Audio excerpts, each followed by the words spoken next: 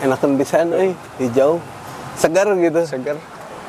Nah, halo guys. Sekarang kita udah ada di Forest Walk, Babakan Siliwangi. Ya, kayak masih nggak jauh dari Teras Cikapundung. Benar, dekat banget lah. Ya itu tempat kita kemarin di episode yang kemarin lah. Episode sebelumnya teman-teman bisa lihat di episode sebelumnya Teras Cikapundung. Sekarang nggak jauh dari situ. Cuman nyebrang ya. Nyebrang lah. Ngesot genepi seminggu. Nah ini tempatnya enak banget. Asri banget, nanti kita keliling.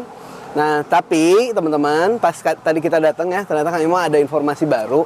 Kalau kita sih pengennya ngajak teman-teman keliling ke si Forest Walk-nya ya. Naik ke atas. Cuman kalau anjing gede nggak bisa masuk, kalau anjing kecil boleh. Jadi kalau mau bawa ke sini anjing gede, kita nanti jalan-jalan di sekitar si Forest Walk-nya, tapi oke juga sih. Oke juga sih. Soalnya ini Kang Imam luasnya 3,4 hektar. Gede banget ya. Ini dekat Sabuga kan ya. Dekat Sabuga. Si luasnya 3,4 hektar. Nah si Forest Walk-nya ini terbentang 2 km. Oh oke. Untung dibentangkan, mau dipanggu berat 2 kilo. Dan intinya ketika kita datang ke suatu tempat, kita selalu izin ke pengelola ya Pak ya.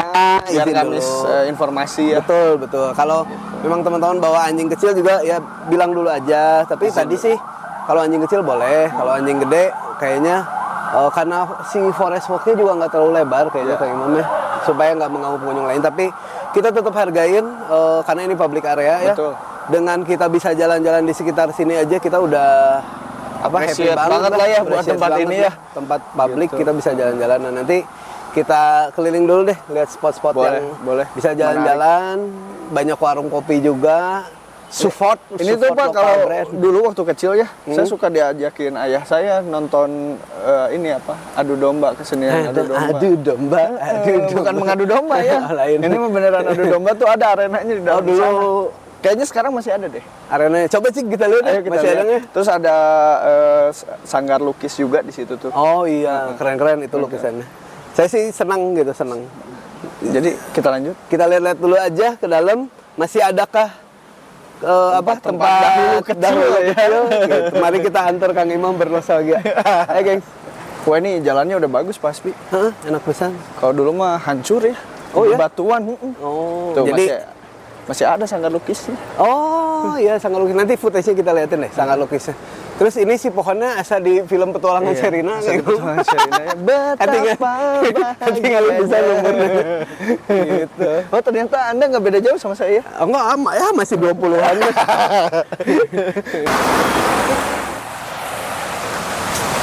Tanjakan dikit lahnya. Nah, iya olah napas. Olah napas. Kita berasa di Leuweung. Asa di Petualangan Sherina. Ini petualangan Imam dan Hasbi. Tapi kayaknya kalau suatu hari kita ke tempatnya Petualangan Sherina asik juga tuh. Boleh. Bener kan? Kita ke tempat syuting ya. Tempat syutingnya. Pangalengan dekat kan? Dekat kampung saya. Oh, Bapak orang sana. Jadi juragan sapinya. Amin. Kudu nama. Amin. Oh, mentok sekarang Pak Hasbi. Kalau dulu mah nyambung sampai sana ya. Oh. Ada sanggar magot.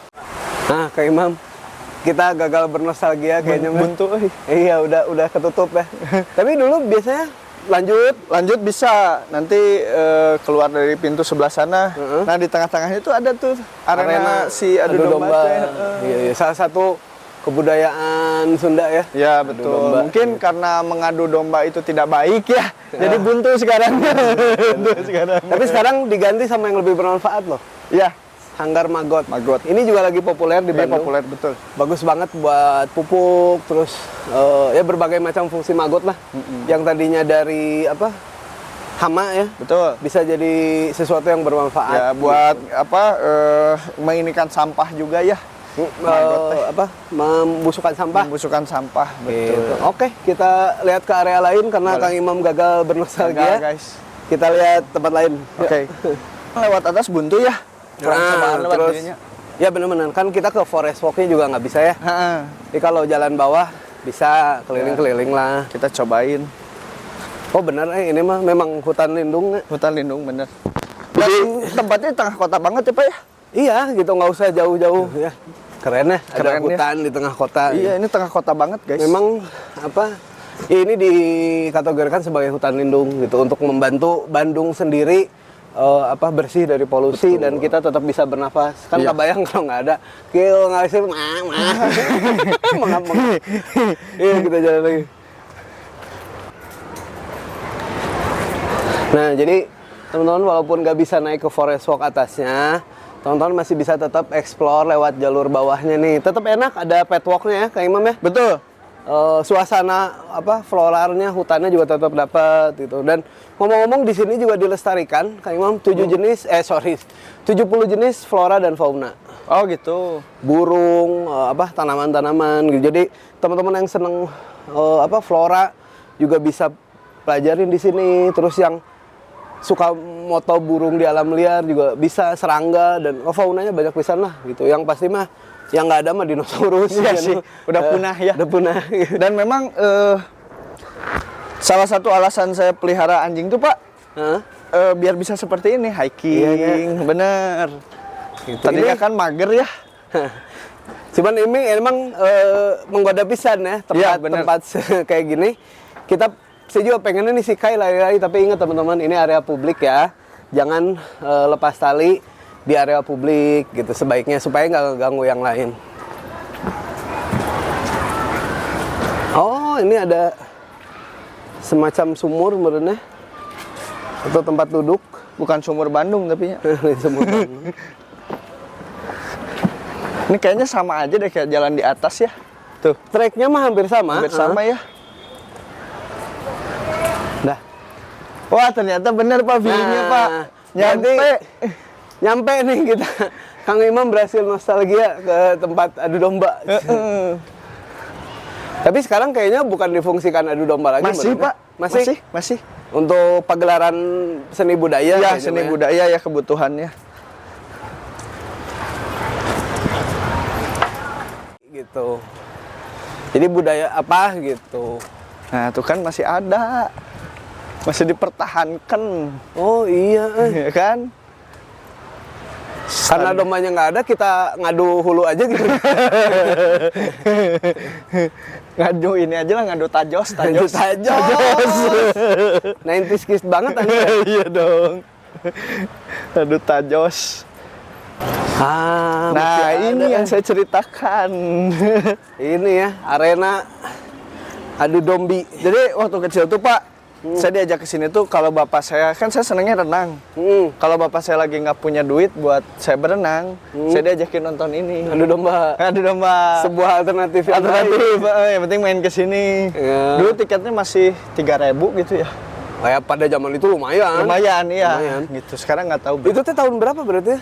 99 lah ya. Belanda masih ada. Udah nggak ada tuh Pak. Itu sekolah. Saya udah sekolah. Ya, jadi ada salah satu cagar budaya juga. Betul, ya. cagar Berarti budaya. dari zaman Kang Imam SD. Saya teh berarti itu TK 0 besar kayaknya mah. Kang Imam SD mah. Kok begitu konsepnya? Bodoh Saya mau SMP kayaknya Pak. Kan saya masih lebih muda. lain bodoh. Jadi ini salah satu budaya lah ya, budaya seni iya. Sunda gitu. Sekarang masih dilestarikan untuk keperluan pagelaran seni Betul. dan budaya gitu. Yang berdarah-darahnya mah kayaknya mah Udah enggak ya. Iya. Hanya seni budaya, tapi memang budaya Sunda itu saya sebagai orang Sunda selalu menarik ya. gitu dan bahkan di beberapa pagelaran seni yang saya nggak tahu, saya sampai beberapa kali ngerasa terharu kayak Imam gitu. Jadi sekaya itu budaya Sunda teh gitu. Buat kita kalau saya pribadi malu gitu, kita nggak tahu ada tarian yang seindah itu, kita nggak tahu ada lais, sirkus Betul. Sunda ya. Betul. Kita nggak tahu ada sintren, itu semi sulap tuh. Jadi orang dirungkup kandang hayam, dibuka udah ganti baju. Masalahnya dirungkupnya cuma semenitan. Oh, hilang. Gini nih, bukan hilang atau itu mah sulap. Jadi gini Kang Imam, gini nih, terus masuk kandang ayam, tutup, udah ganti pakai baju penari. Oh. Hitungan menit Kang Imam. Dan keluar pakai kacamata hitam, baju penari. Wow, joget kayak penari. Berarti ada magis-magisnya ya. Ya seni lah, itu mah seni. Tapi itu menarik pisan. Saya juga cita-cita pengen nanggap sintren sekali. Aduh, saya agak takut guys. Mungkin Kang Imam bisa. Gitu. Kalau saya mah kurang hafal Pak budaya Sunda. Saya kan blasteran ya. Edan blasteran ini Jawa Sunda ya. Sunda. Jawa Jasun lah. Gitu disebut orang Jawa murtad dan nggak bisa bahasa Jawanya. Gitu. Orang Sunda tak Orang apa. Sunda mah lancar bahasa Sunda mah kan budayanya lagu Sunda aja saya nggak hafal. Pak. Nah, berarti mari kita memulai kebudayaan Sunda gitu selagi kita masih muda. Siapa lagi yang ngelestariin budaya Sunda kalau bukan orang Sunda sendiri dan mungkin juga orang yang tinggal di Bandung gitu di wilayah Tatar Sunda gitu. Jadi dimanapun bumi dipijak di situ langit dijunjung. Nah, ini. Itu. Yang artinya Saya belum makan lah. gitu ya. Kita seperti biasa kita buka warung kopi. Iya. Kayak minum dulu. Sambil berbincang cantik guys, tapi ngomong-ngomong di sini atuh. Ya, nah ini juga concern ya buat teman-teman kalau yang kesini kan tadi kita tunjukin spot-spot di bawah si forest walk-nya. Ya. Ya namanya di hutan banyak tanaman ya. Jadi kalau di video ini saya banyak keplak-keplak sana nih banyak nyamuk. Nyamuk jahat. Kalau teman-teman mau untung nyamuk jahat yang curug. Jadi pakai dulu krim lotion anti nyamuk lah ya. Gitu karena kita Autin gitu kan. Autin gitu kalau enggak Sari Puspa sopel gitu, sopel head. Itu perlu disiapkan lah kalau mau jalan-jalan ke sini, terutama kalau sore kayak gini. Iya. Ini pagi juga well sih. Cuman ini kita memilih sore karena ya ini cuaca Bandung juga lagi gini ya. Kita anak senja banget lah. Anak senja banget lah. Bandung itu paling indah sehabis hujan ya. Cek saha aja. Ini baik. Gitu, tapi ya ini recommended banget lah. Ya. Maksudnya si pengelola juga tadi Welcome lah. Welcome. Jadi kalau teman-teman kesini tolong hargain. Ya anjing besar memang nggak bisa ke forest walk-nya. Kalau anjing kecil boleh gitu. Dan juga seperti biasa selalu gunakan list. Dan kalau ada pup teman-teman cepat-cepat bersihkan. Karena kemungkinan kenapa sih kesini saya memang dari info sebelumnya teh memang boleh hujan. Gitu. Nah hujan guys. Kita break dulu karena kita tidak bisa melawan alam ya. Nanti kita lanjut setelah hujannya selesai. Emang Bandung paling cantik habis hujan. Diomongin sih tadi. Diomongin sih hujan. Lanjut lah, baru gemericik lah ini mah ya. Gemericik ya, masih ini. Gimik lah. Tapi ya jadi catatan itu kayaknya mah memang saya dapat info juga boleh dulu mah. Cuman iya, mungkin ada oknum-oknum ya yang anjingnya pipis, pup nggak dibersihin lagi. Jadi ya sekarang anjing gede nggak boleh. Kemungkinan mereka memperbolehkan anjing kecil kan karena gampang dibersihin ya. Gitu. Jadi ya tolong teman-teman ke tempat publik sekali lagi jaga supaya ya nggak kayak gini. Gitu. Kita nggak dilarang lagi. Untungnya sih kita masih bisa di sekitaran sini masih boleh lah. Dan tadi juga bisa jalan di patch yang di bawah si forest walk-nya ya. Dan izin dulu bertanya itu penting ya. Penting. Malu bertanya sesat di jalan deh itu benar. Dan juga tetap jaga kebersihan kemanapun teman-teman pergi. Mari kita kampanyekan bahwa kita sebagai dog lover bawa anjing ke tempat publik kita jaga kebersihan, pipis pup dibersihkan. Betul. Dan jangan buang sampah sembarangan. Betul. Ya itu penting pisan. Kita juga harus ngejaga apalagi ini kan termasuknya hutan lindung. Lindung, benar. Gitu. Jadi sore ini Bapak Hasbi kita enaknya bahas apa nih sore-sore begini? Sendu begini nih. Sendu bahas hutan dah kumaha. Sebenarnya mah bahas hati ya. Bahas hati ya. Tapi kan nggak cocok ya. Aduh, bukan channelnya.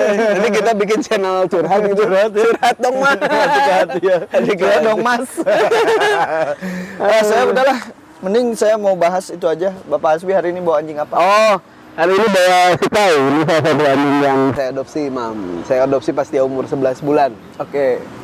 Ini breednya Australian Shepherd. Australian Shepherd. Jadi ini Australian Shepherd yang tidak berasal dari Australia, siapa? Oh iya, saya sempat lihat shortnya ya. Shortnya jadi teman-teman kalau sebenarnya Australian Shepherd ini sudah pernah dibahas oleh beliau pendek di Instagramnya ya, Di Instagram dan di Short. TikTok kita. Ya, dan di TikTok. Jadi ini Australian Shepherd yang tidak berasal dari Australia. Betul, sebetulnya. faktanya begitu ternyata ya. Ya, secara garis sejarah gitu. Jadi gini, si Australian Shepherd ini sebetulnya asal mulanya dibawa oleh para penggembala ternak yang datang dari daerah pinggiran Spanyol. Oke. Nah, di daerah pinggiran Spanyol ini mereka punya ya nenek moyang si Australian Shepherd lah ya. Anjing-anjing yang dipakai buat gembalanya lo barengin ya cuy. Jadi ya bawa ini ya lotion anti nyamuk. Jadi dari mereka tuh terkenal jago banget ngegembalanya. Masalahnya Kak Imam di daerah pinggiran ini, di daerah pinggiran Spanyol ini nggak banyak peternakan gitu. Jadi ya si penggembalanya banyak, peternakannya nggak banyak. Mulailah mereka bermigrasi ke Australia. Nah di Australia ini,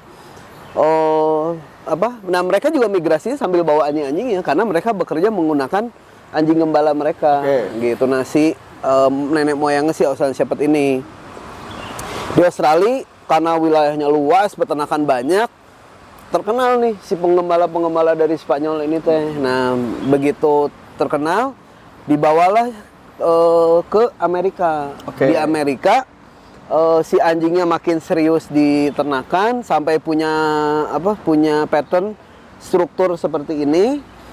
Kemudian disahkanlah oleh American Kennel Club dengan nama Australian Shepherd. Jadi mereka mengambil kesimpulan pendek, ya lu kan gue bawa dari Australia.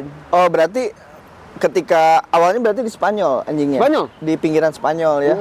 Berarti ketika di Spanyol itu belum ada tagline namanya Australian Shepherd? Belum. Jadi masih anjing gembala lokal lah. Tapi kan dengan kayak gini, di sana kenapa nggak jadi breed? Ya banyak banget gitu. Begitu di Australia, ya namanya orang ini ya sebagai tenaga kerja asing ya, TKW, gitu. Jadi ya temennya dia lagi kan.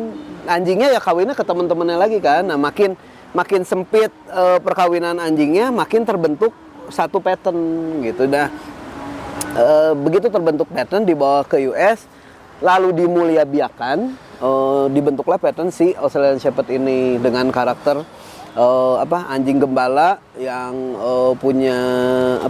punya keberanian, terus juga dia energinya tinggi, ditopang dengan struktur badan, kakinya juga nggak terlalu panjang nggak terlalu pendek, oke banget buat lari dan buat agility. Salah satu ciri khas anjing gembala adalah dia bisa bahasa Spanyolnya nyincet gitu. Nyincetnya. Jadi tak.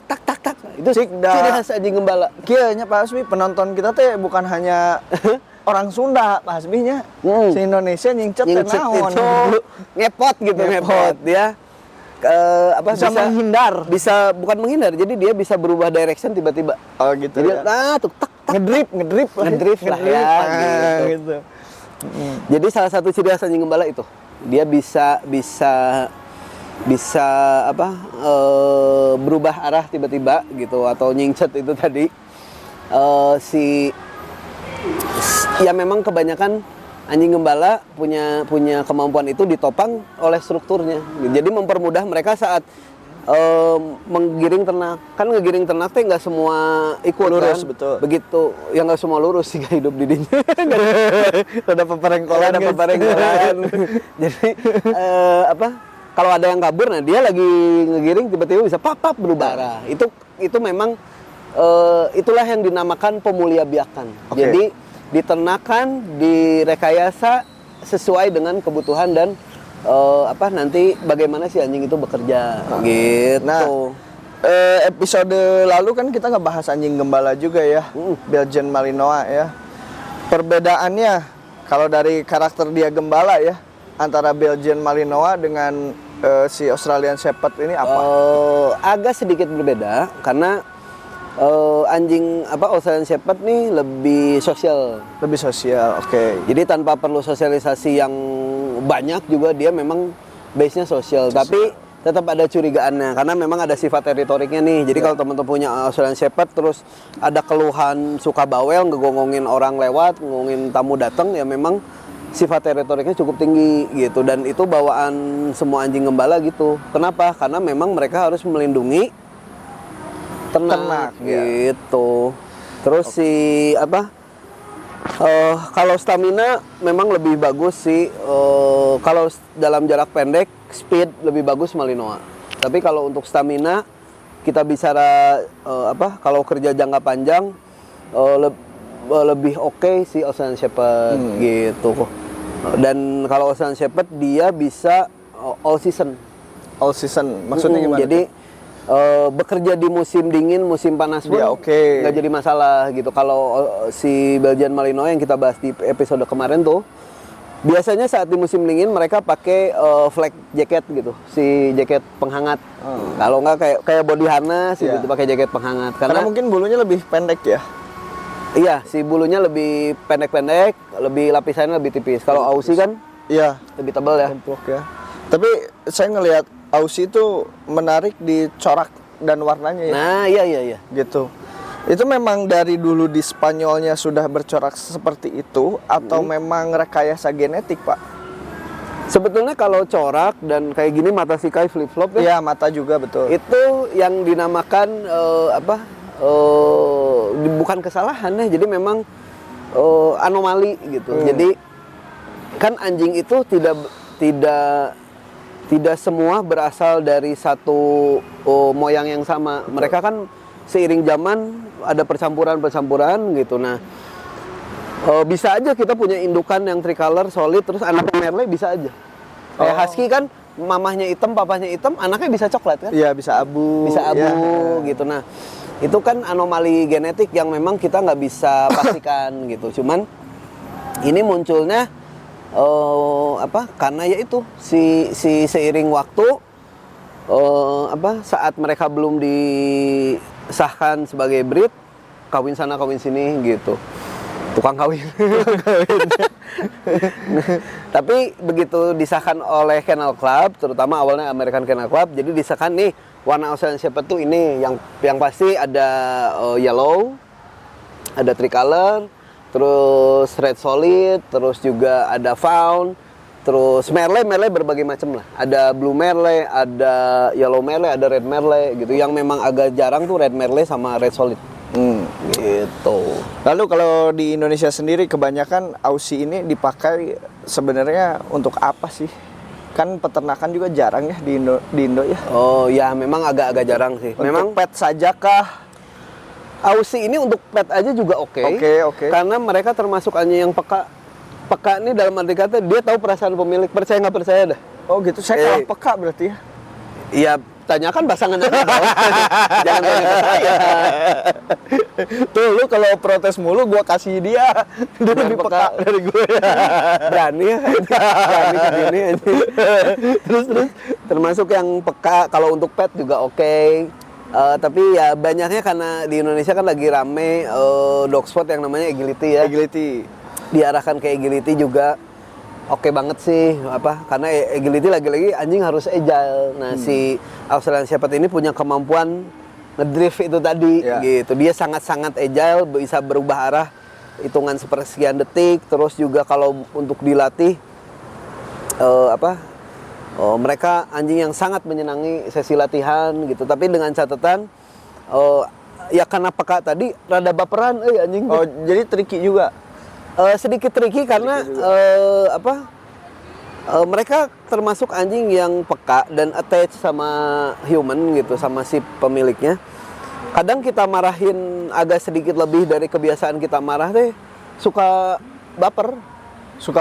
Ya, jadi kayak kita marahin apa gitu, padahal kita juga marahinnya mungkin agak sedikit lebih ya, tapi mereka ada ini. Nah, itulah pentingnya saat mereka melakukan sesuatu yang baik atau saat sesi latihan, perintah dilakukan, rewardnya harus agak lebay gitu. Lebay, berarti baperan ya. Baperan. Itu juga pemajikan orang.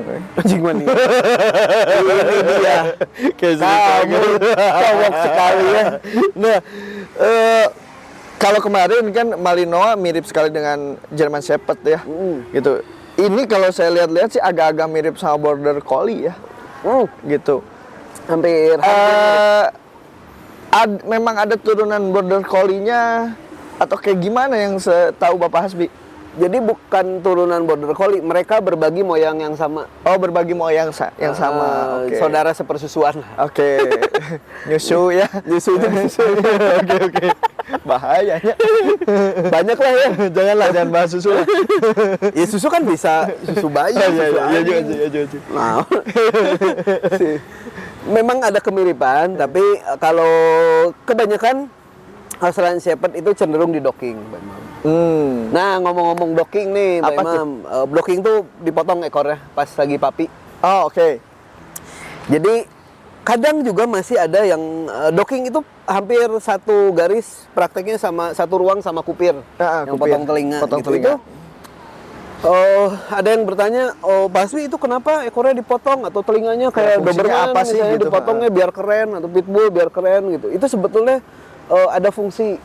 Kayak kita bahas docking dulu deh di Australian Shepherd deh. Atau kayak di Corgi, kayak di Poodle gitu. Tipe-tipe ras ini tuh memang karena lagi-lagi warnanya ada anomali, ke struktur pun bisa terjadi anomali, teman-teman. Jadi nggak selalu compact. Nah, kalau kebetulan dia badannya compact, si tulang punggungnya tidak terlalu panjang, jadi tidak perlu di docking. Dan ekornya juga nggak terlalu panjang. Oke. Jadi kelihatan kalau ekornya tidak menyentuh punggung itu dan si tulang punggungnya nggak terlalu panjang, si badan bagian belakangnya nggak terlalu panjang, itu fine gitu. Tapi kalau badannya terlalu panjang, memang sebaiknya di docking. Dan kalau ekornya juga nyentuh punggung, sebaiknya di docking. Kenapa? Satu, kalau saat badannya terlalu panjang, 1-2 tahun pertama nggak jadi masalah Kang Imam. Tapi begitu menginjak usia 4, 5, 6 gitu, karena anjing kan suka wiggling ya. Yeah. Terus kalau lari juga balancing mereka ikut ngebantu nih si ekor nih. Nah, saking terlalu aktifnya dan si penampangnya terlalu panjang, beban kan jadi berlebih. Yeah. Nah, itu yang menyebabkan pergeseran tulang belakang. Oh, gitu. Ini sudah dilakukan sejak dulu gitu. Dari zaman Firaun pakai lepis teh udah ada gitu. Kenapa? Karena dulu belum diriset secara mendalam ya. Tapi dulu anjing kayak Australian Shepherd atau misalnya kayak dulu Rottweiler sebelum ada kalsium khusus anjing gitu. Terus juga Doberman sebelum ada kalsium khusus anjing. Banyak di usia 4-5 tahun tuh udah ada yang mengalami kelumpuhan gitu karena nggak bisa jalan ya, karena itu tadi makanya diputuskanlah di docking. Jadi docking itu sebetulnya ada alasan medisnya juga. Oke. Bukan keren-kerenan doang, enggak gitu. Terus kalau kupir sama, contohnya Doberman, Dogo Argentino gitu, Pitbull, mereka punya pendengaran yang cukup tinggi. Nah, orang pikir ketika kita potong telinga dan telinganya berdiri itu pendengaran lebih tajam, enggak. Jadi kalau telinga anjing tuh Kang Imam itu kayak parabola. Nah, kalau makin turun mereka bisa mengumpulkan bau suara lewat telinga yang jatuh. Jadi kayak penangkap gitu, kayak jaring. Nah, kalau kita crop itu jadi berkurang si kemampuan pendengarannya, tidak terlalu sensitif. Nah, kalau kupir itu sebetulnya mulai populer di era-era industri. Kalau Doberman sendiri, karena saya main Doberman ya, waktu zaman perang diputuskan di kupir itu sebenarnya karena kejadian nggak sengaja. Jadi pas zaman perang, Doberman itu tugasnya nganterin surat dari pos jaga ke pos jaga lain gitu. Nah, sementara medan itu kan nggak selalu bersahabat ya. Kadang ada pagar atau kawat duri. Nah, itu suka nyangkut atau keranting pohon. Jadi diputuskan waktu itu di kupir. Nah, setelah dikupir dan dipelajari lebih dalam, ternyata itu membantu supaya syaraf-syaraf mereka terjaga sampai usia senior. Oke.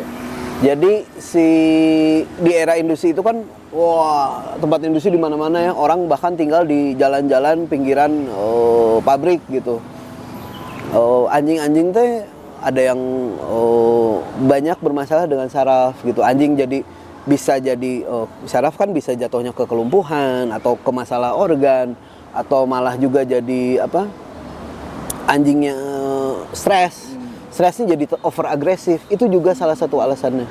Jadi diputuskanlah croup ear itu atau potong telinga itu menjadi kegiatan medis standar. Tapi sekarang kayak docking, potong ekor, sekarang kan udah ada kalsium buat anjing ya.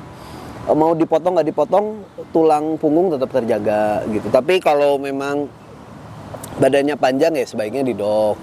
Terus kalau croup ear, kalau kita tidak tinggal di area yang berisik, tidak di tengah kota gitu, atau misalnya kita tidak punya tetangga yang celembeng. Celembeng teh naon deui. Bawel. Bahasana sok aneh-aneh wae nya. Tetangga yang bawel, jangankan anjing ya, celignya Panas ya. panas, telinga kita juga panas kalau Jadi begitu. jigana teh lamun teu dikupir teh batur ngagibah teh kadangu. Heeh, bener.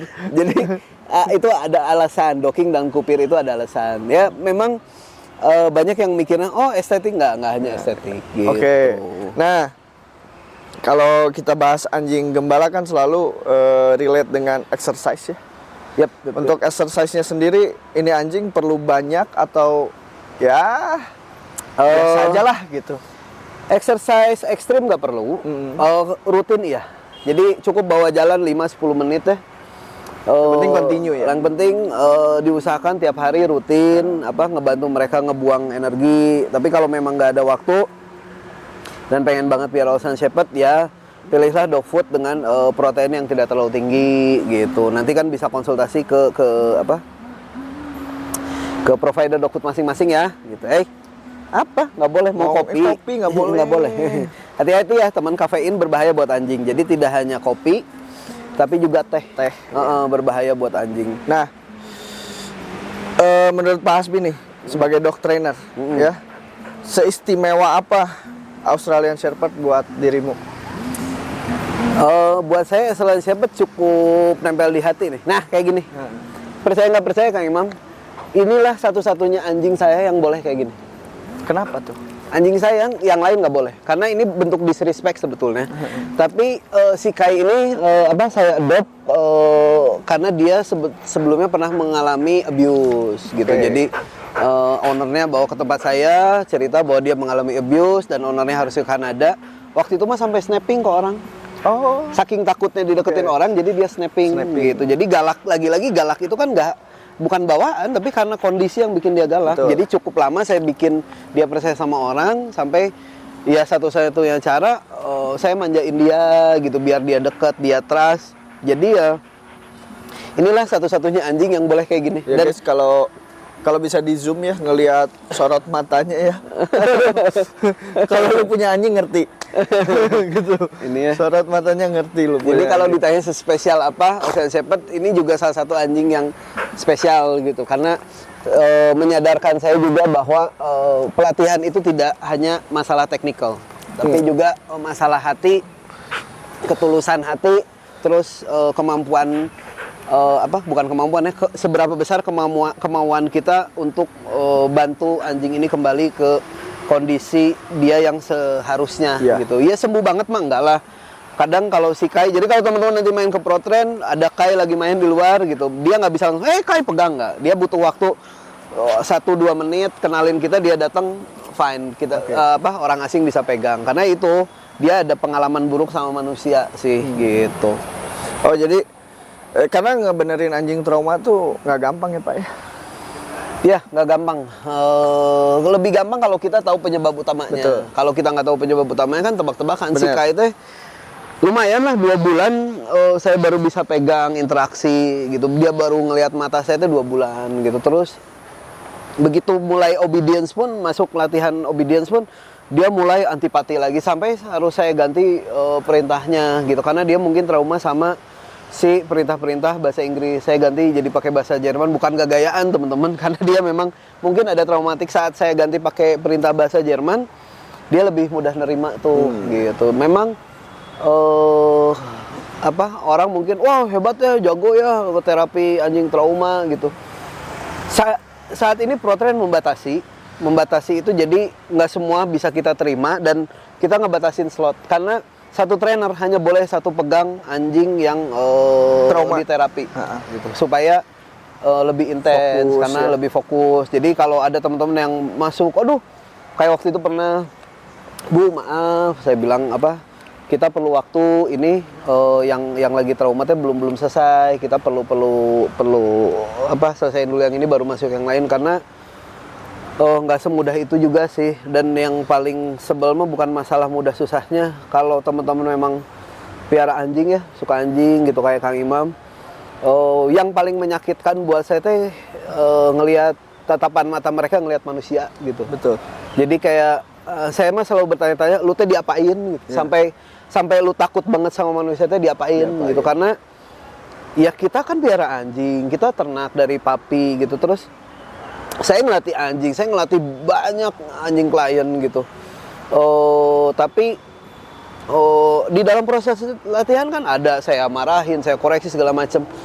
Alhamdulillahnya sampai sekarang gitu ya, murid-murid yang ketemu saya tuh selalu happy gitu dan gak yang takut nggak mau dipegang apa segala macam gitu. Kalau saya koreksi mereka apa tuh wajar karena saya butuh itu gitu. Cuman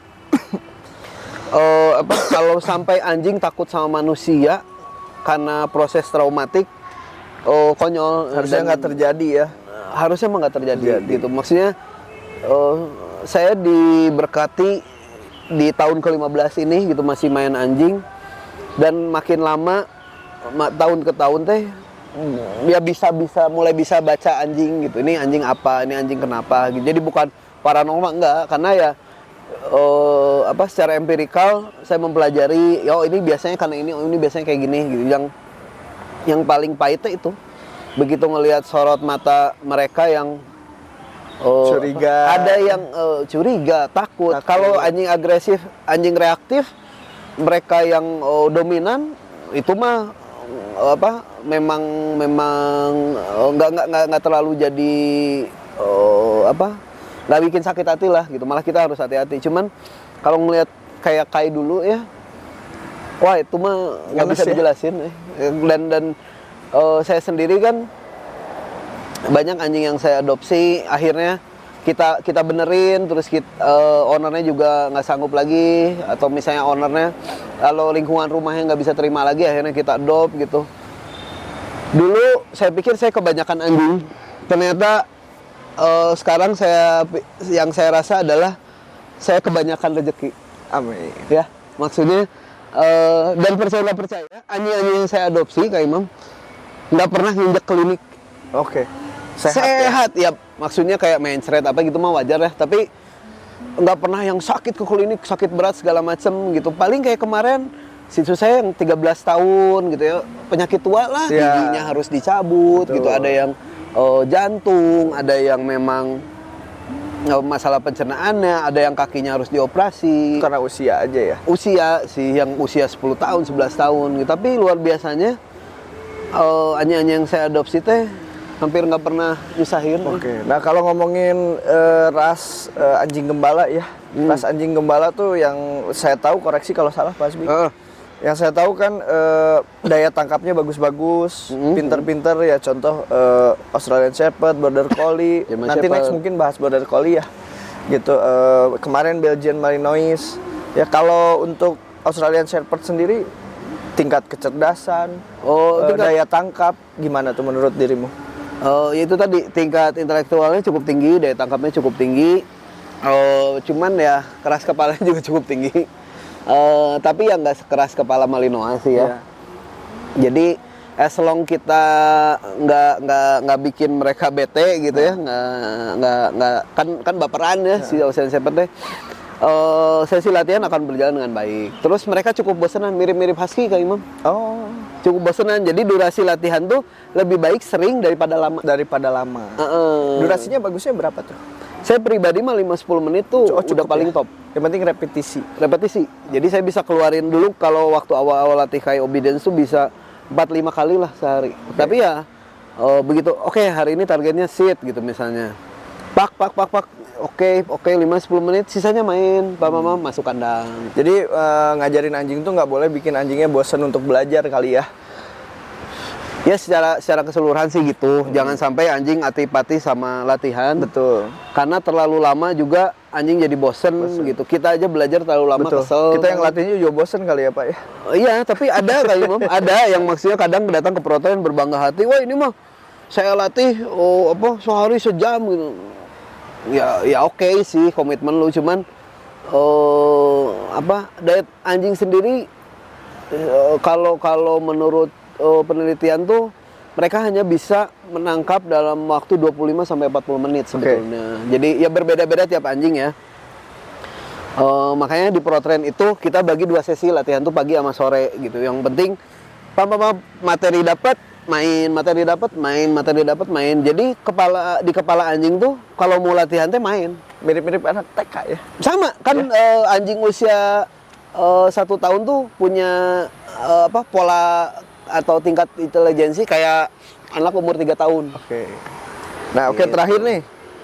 Sekali lagi kita nggak pernah ngajak kalian untuk pelihara anjing Australian Shepherd atau ras manapun ya. Gitu. Apapun keputusan yang kalian ambil itu mah keputusan sendiri ya. Nah, saran Pak Hasbi untuk pemula atau yang mau pelihara Australian Shepherd apa sih?